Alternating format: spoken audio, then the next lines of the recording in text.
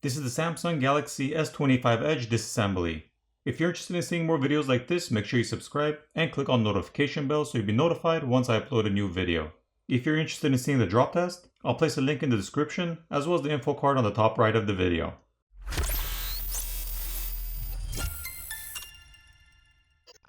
We'll start off by removing the SIM tray.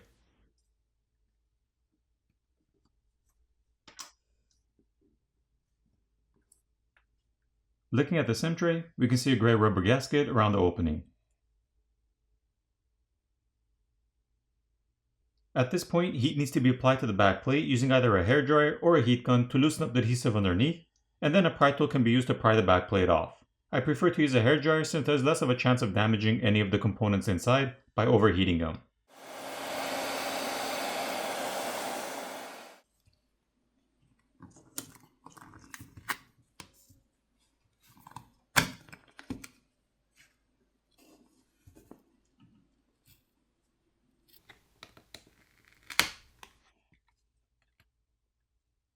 Here's a look at the glass backplate. The camera lens covers can be replaced by applying heat and prying them off, so you don't have to take apart the phone to replace those. Now there are 19 Phillips screws which need to be removed.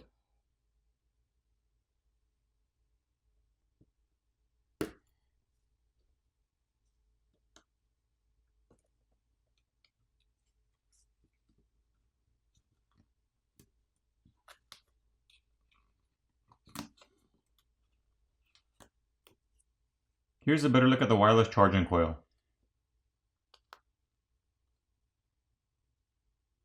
And there's graphite film over top transfer heat.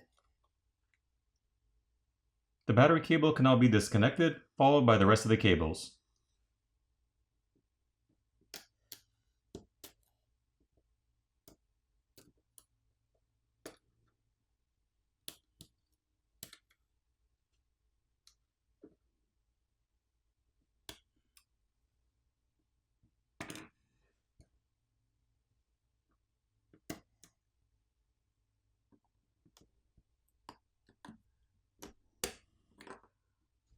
This is the top plastic of metal cover, and behind it we can see the earpiece speaker. And next to the speaker there's an antenna. This is the 5G millimeter wave antenna, and not all versions will have this antenna, since not all regions use the millimeter wave technology for 5G, and most just use the sub 6 GHz 5G. This is the bottom speaker assembly. The speaker is located here, and the linear haptic feedback motor is located next to that. This is the flex cable for the screen, so if you needed to replace the screen, you'd have to remove the back plate, remove the bottom speaker assembly and the motherboard cover, disconnect the battery cable and the screen cable, at which point you would heat up the front of the phone where the screen is to loosen up the adhesive underneath, pry the old screen off, apply new adhesive, and reapply the new screen, making sure to run the flex cable back to the opening in the mid-frame, and reassemble the phone. These two flex cables connect the main board to the subboard, and this one also connects the charger port to the main board. There are 3 additional Phillips screws which need to be removed.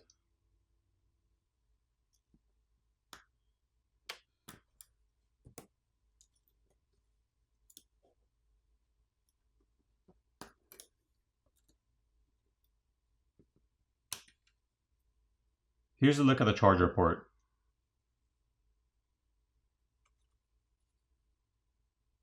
And there is a red rubber gasket around the charger port itself.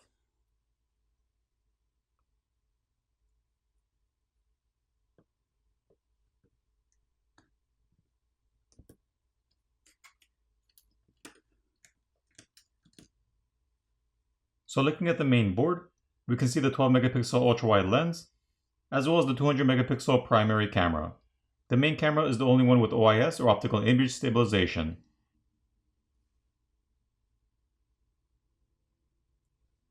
The LED flash is located here, and there's a secondary microphone on the top corner. This is also a dual layered design board, so there is a secondary board on top of the main one. The camera connectors are on the back, which can be disconnected by just popping them off, and the proximity and ambient light sensor is located here. There's also another microphone located below this camera. Generally, when it comes to Samsung phones, they don't use thermal paste between the motherboard and the frame or the vapor chamber, but instead use a graphite pad. However, on this phone there is thermal paste, and the midframe has a cut in it where the vapor chamber is, to give it a more direct contact with the back of the motherboard. This way it will help transfer heat away from the processor more efficiently. This does also help leverage any available room due to the foam being so thin. Once the graphite film and copper tape have been peeled back, we see additional thermal paste on top of the RAM which is seated over the processor, and a thermal pad around it. Here's a better look with the thermal paste removed.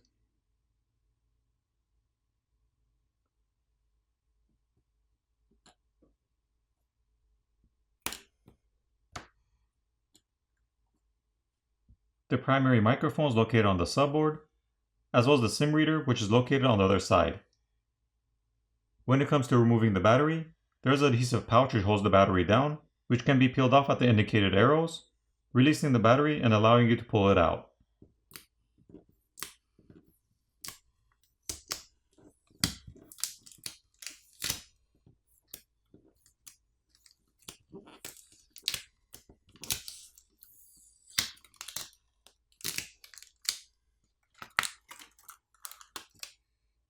This is the 3900 mAh battery.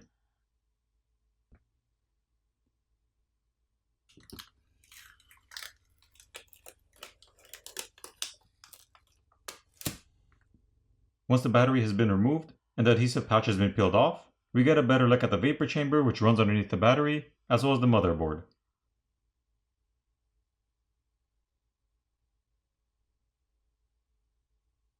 This is the flex cable for the volume keys and power button, and if you need to replace that, just peel it off the frame and pull out the metal bracket from inside of the frame. As for the buttons, those can be pulled out of the frame. This is the 12 megapixel front facing camera, which is glued in place with a cure in place gasket, so if you need to replace that, you'd have to use a razor blade or an X-Acto knife to gently cut around the corners and pry it off.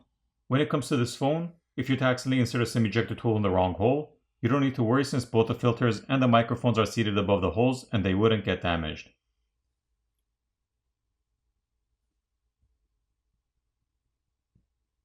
For the repairability score on this phone, I give it an 8.5 out of 10. Now it's time to put the phone back together.